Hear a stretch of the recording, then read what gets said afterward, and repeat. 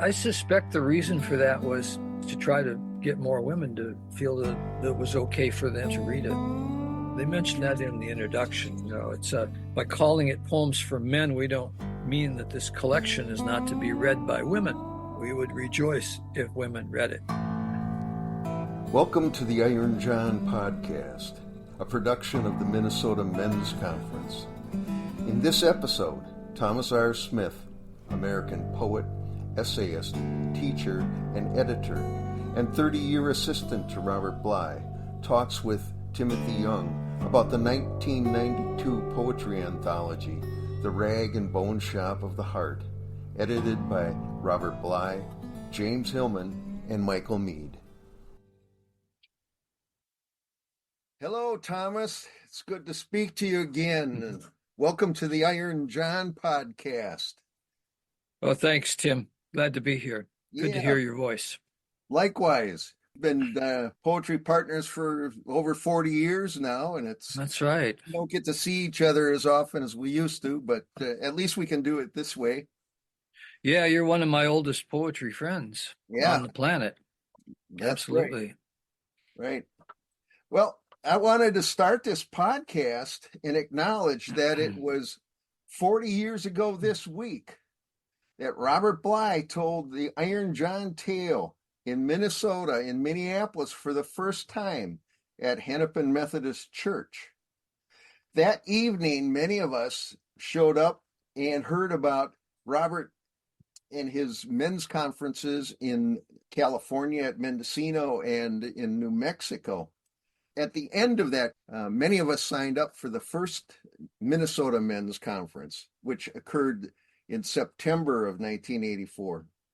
Now, I know you were not able to attend that event or the first men's conference, but you and I did attend the first weekend conference in February of 1985 at Decision Hills. Yes, I remember that really well. I remember us driving out together in your car. Yeah. Wondering what the hell was going to happen. Who would have ever knew? expected? Who knew? Yeah. Yeah. Well, I'm just thinking about how event at Hennepin Methodist took place right square in the middle of that year that we had all dreaded as being the apocalypse from reading Orwell, 1984. But it treated us quite a lot better than we had expected. Well, it sent me, and I'm sure it sent you on an entirely new path of our lives. Yeah, that's right. That's right. I know we probably don't have time to get into heavy duty reminiscences, but I think that the attendance and the teaching of the great Southern Minnesota storyteller Michael Cotter opened up whole new doors for me in the area of personal storytelling, which I felt I was completely inept at doing. And just doing a weekend worth of storytelling was very, very healing. It was a remarkable weekend, as were so many of the subsequent week-long conferences at which many of them, you and I were doing poetry workshops. We were leading in many different aspects of the men's conferences. I wanted to ask you, didn't you start working for Robert about the time that he and James and Michael were in the midst of collecting poems for Rag and Bone Shop of the Heart? Actually, it was a little bit before. I started working for Robert in the fall of 1990. And the reason that happened was, number one, I had just kind of bounced out of a one-day job at Minnesota Public Radio that I'd gotten. It turned out to be a really dysfunctional organization at that time, and I was on the street. And it turned out that Robert needed a secretary because Iron John had just come out. And the fame and the publicity of Iron John was causing him all kinds of correspondence backup. So he needed somebody really in there with fast fingers to type. So it was fall of 1990. Rag and Bone Shop, the editorial process of that, as I recall, got started the next year, 1991. And by the fall was going full steam ahead. I mean, I still think that that anthology, or this anthology, is the best anthology of poetry published in my lifetime, if not in the history of the English language. I mean, its scope is vaster than any I know of, historically, globally, culturally, psychologically, and spiritually. For me, this is identity poetry for the entire human race. And there seems to be no limit of access to poetic sensibilities. I sat down and I counted 182 writers in that index of that. Many of those poets and writers have multiple entries. And of course, the essays that precede each chapter, I mean, they're just gems of deep thinking, and they provide a context for all of the poetry. You know, this is an anthology of over 500 pages. And just this morning, I pulled up the book and simply opened the book to this page. It's the ending of James Hillman's essay preceding the language, speaking well and speaking out section. And this is what Hillman wrote. Poems, beyond their meanings, beyond their human feelings, enliven Nanola, what Trobrianders call moral intelligence. By teaching men to speak well, men learn to speak up and out. Isn't this precisely what is needed, according to Confucius, to refound society? And that's how he ends that chapter. It's an amazing thing. And that is exactly what this anthology does for me. Well, I'm gonna make a confession here. I'm actually partial to News of the Universe, but Rag and Bone Shop of the Heart has an incredible reach, an incredible range through so many different modalities that we have dealt with in the conferences.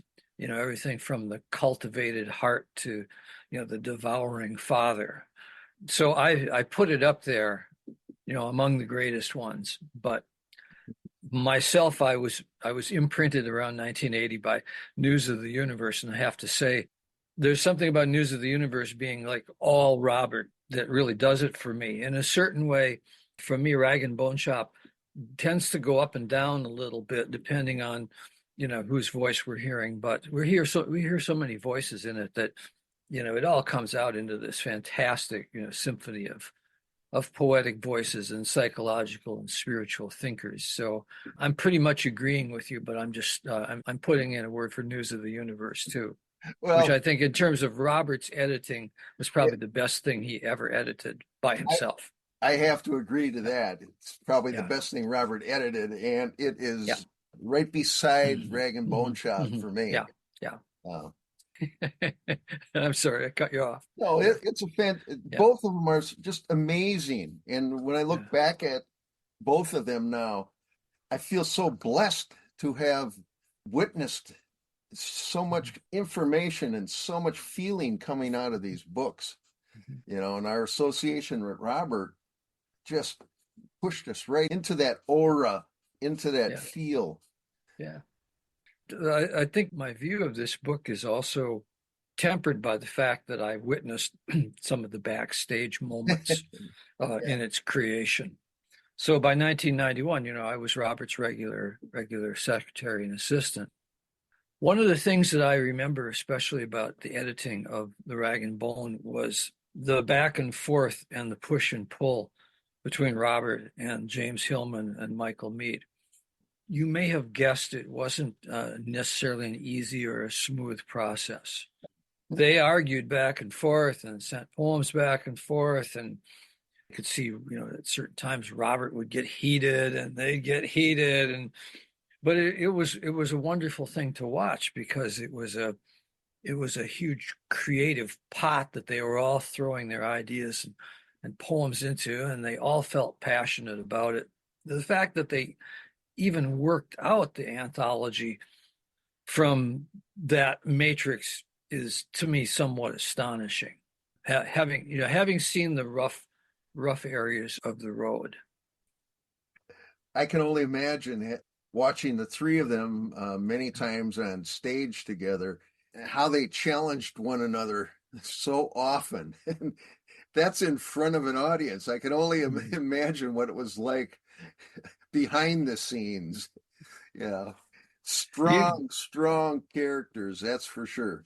Yeah, very strong and not necessarily of the same mind either. I mean, they all had very different points of view. Michael, kind of this tough Irish street kid who became this great storyteller and this very savvy cultural psychologist. And then Hillman coming out of Jungian and archetypal studies, probably the headiest of the three of them. They had a lot of negotiating to do. There's no question about it. I know one of the things that I personally have to thank you for is I remember that you brought a number of Alden Nolan poems to Robert. The book, what is it, the 90 press or 90s press, yeah. the 90 Yeah. press published. Yeah, it's a How did that go? Were you aware of Alden Nolan's work before Robert, or did Robert turn you on to Alden Nolan? neither. Neither. Oh, Neither. No, in 1889, it still seems like 1889.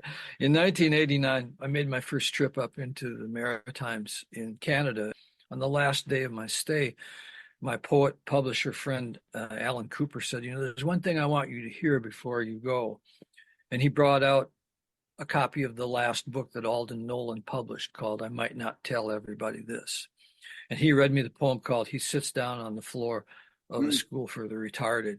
And I walked away from that in a daze, and I came back to the States and I said, I've got to find books by this guy. And then my shock was that the cultural permeability of the border seems to be only about one way. So our stuff goes up there, but their stuff doesn't come down here.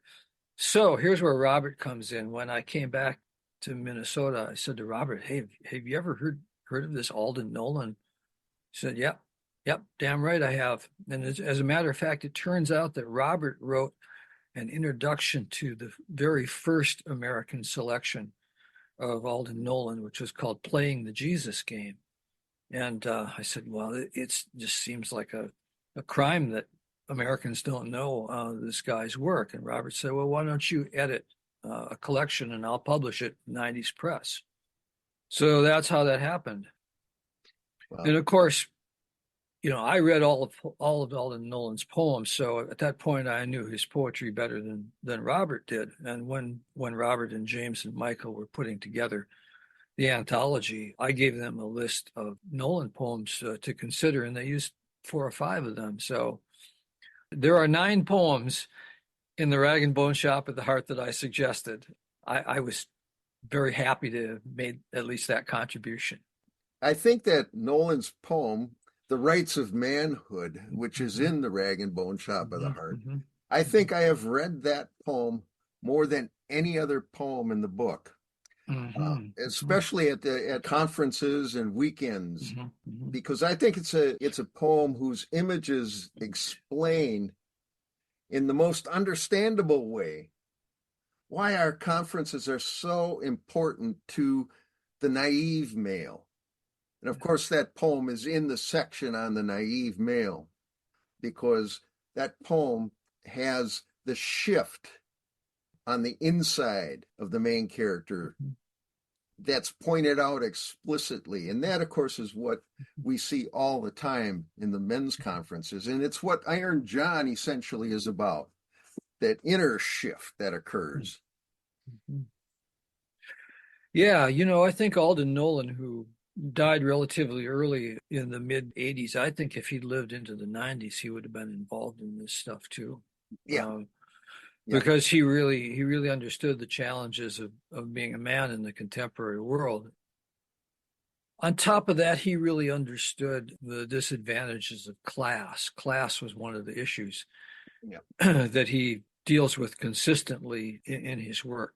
Yeah, I think he would have related to Robert's struggle and the struggle of all of us.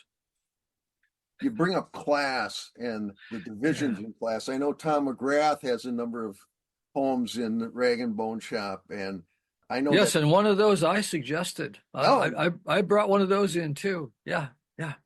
I knew Tom McGrath's poetry before I knew much of Hmm. Robert's.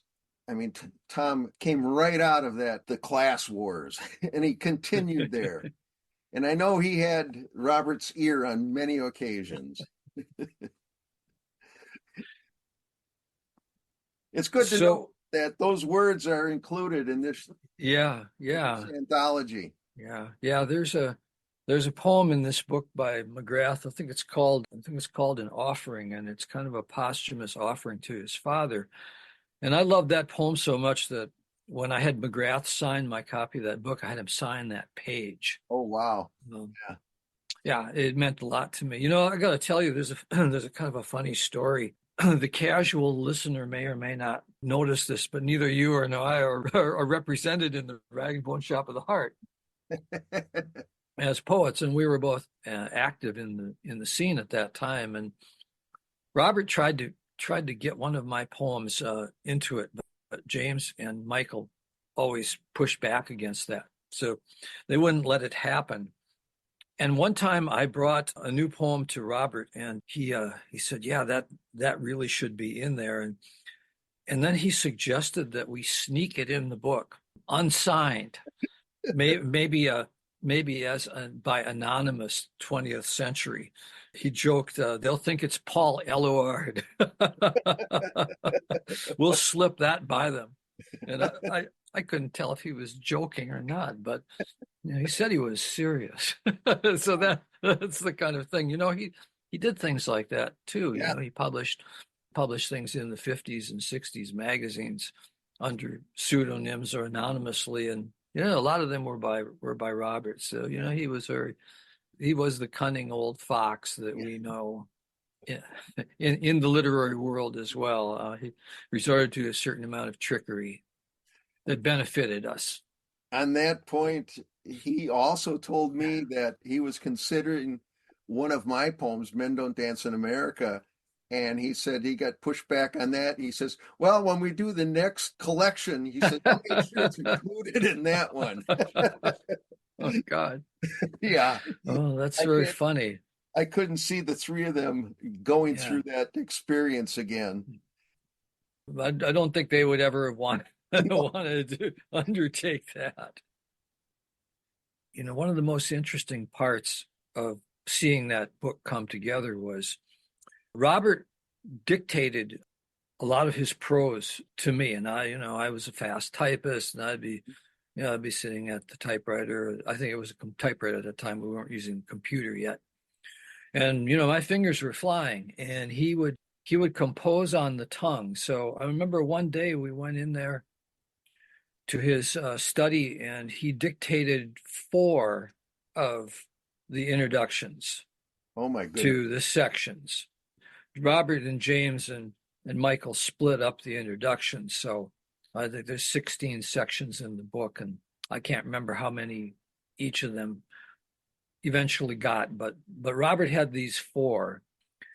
This was something that he was getting more and more into doing, and Allen Ginsberg called this composing on the tongue. Hmm. And Robert was thinking fast, talking fast. I was typing fast. When it was really working, it felt like a magic carpet. It just felt like we were flying over Baghdad. Yeah, I can only imagine. I can Yeah, only imagine. I've seen Robert do that. I yeah. didn't know he actually recited and you typed that fast. Oh Wow. yeah, yeah, yeah, yeah. I think that he liked having me as a sounding board because he knew that I knew his poetry, and he knew that I knew what he was talking about. Yeah. And I think if he said something that I was confused about, I think he felt that, and he would stop and fix it up. So I worked as a sounding board for him for Hmm. a long time, years and years. Yeah. And of course, I call my time with Robert my graduate school. Yeah, no It, kidding. it was it was an entire education in itself. I Well, learned things that way I couldn't have learned any other way. well, my time with you is often feels like that too, because you're one of my libraries, Thomas. Is there a poem in that book that is your favorite or something that you would like to read? You mentioned Alden Nolan. I was thinking about the one that you were mentioning, but there's another one too.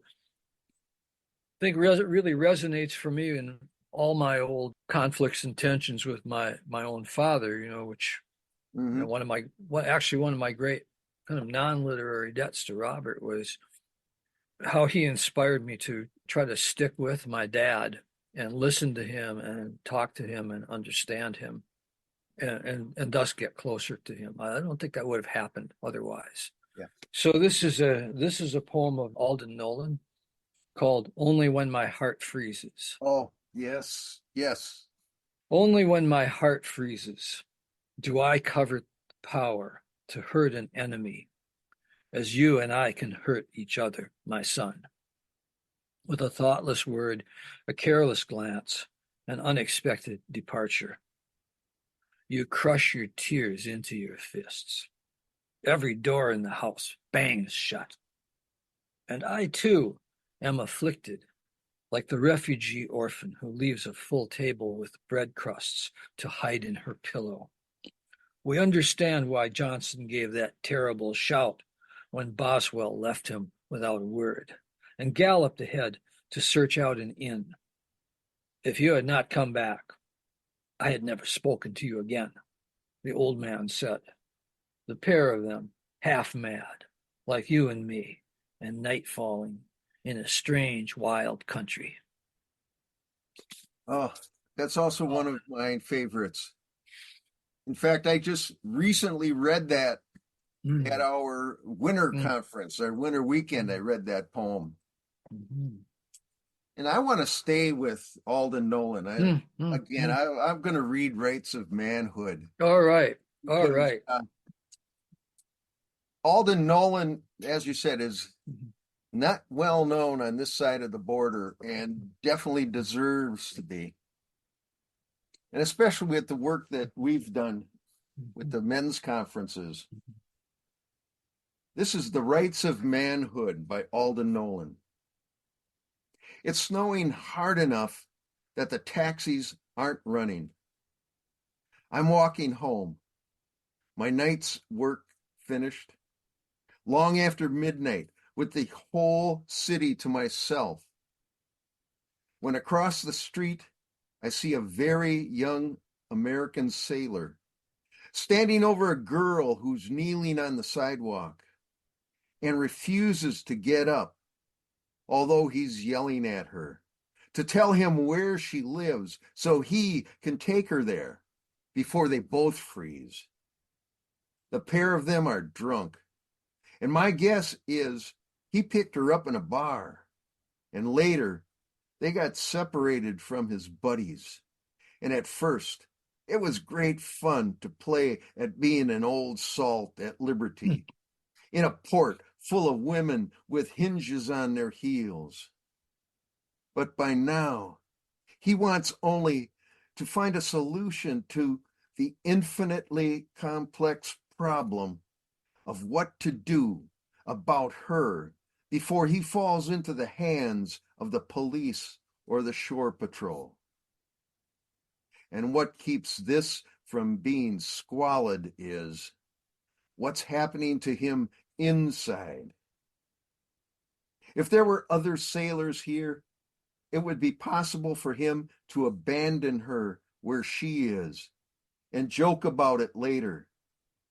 But he's alone, and the guilt can't be divided into small, forgettable pieces. He's finding out what it means to be a man and how different it is from the way that only hours ago he imagined it. Yep. Fantastic.